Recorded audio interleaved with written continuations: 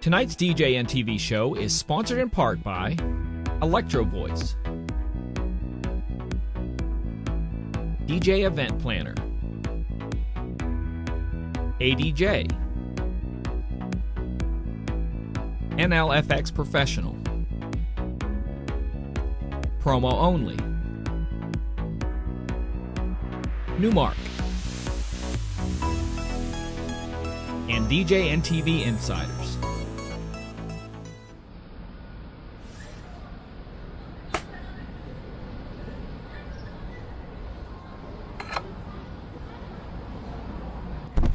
Hi, this is John Young with the Disc Jockey News and Disc Jockey News TV. Thank you for joining us tonight out on Facebook and out there on YouTube. For tonight's show, we've got a special guest. This might work.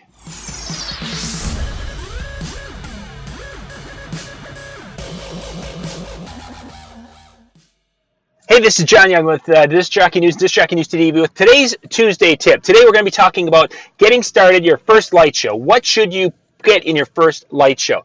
Now, one of the big things when DJs are looking at lights, they want to go out and buy these big things with a flash and do all this kind of really stuff because we think this is cool. So we go out there and buy the Beam 4000 and we think it's the greatest thing in the world. Well, here's some ideas and thoughts from someone who's been around and talked to a lot of DJs of what you should go and invest in when you're starting to buy your light show. First thing I would do is start with the basics, and that would mean some wash lights. A couple of wash lights.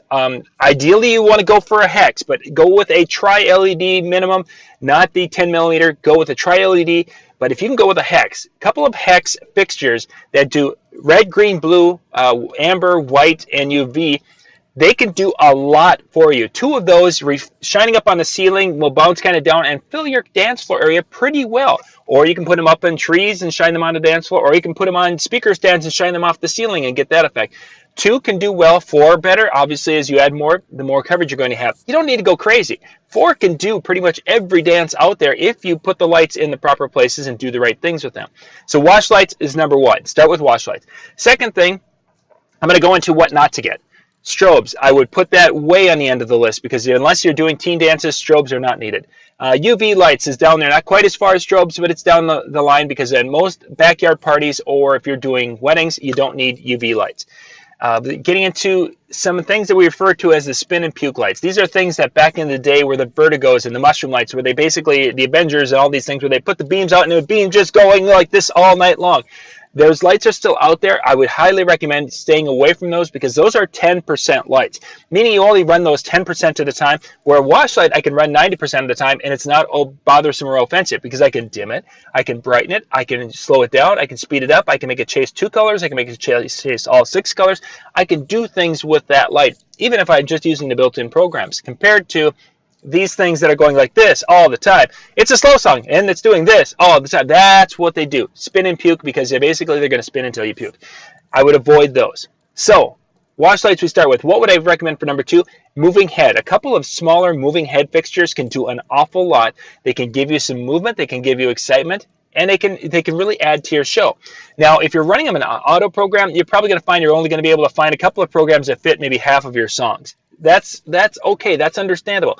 Because then we go to our third part. The third thing would be to get into DMX control. Now, you don't have to get in crazy DMX control. Something like the ADJ Airstream Bridge, and there's other companies that have some different apps and things. Those software-based things are not that tough once you just basically get those and sit down with those. Not tough to program.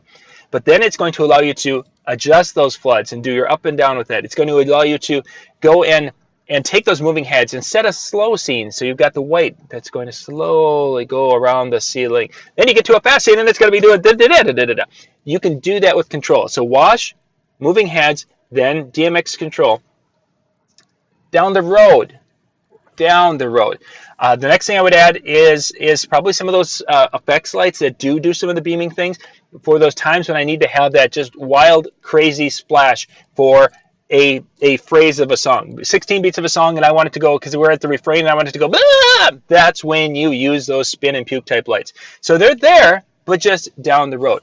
Lasers. Let's talk lasers for a second. I would stay away from lasers like there's nobody's business, because lasers basically, you can see if you got enough dust in the air or fog, which no one can run fog anymore, you can see the lasers and you can see what it does on the wall. But if you're not able to do something cool like their names or something that looks neat, stay away from it. You can put their names on the wall with gobos and gobo projectors, or a video projector and creating a graphic, a JPEG image.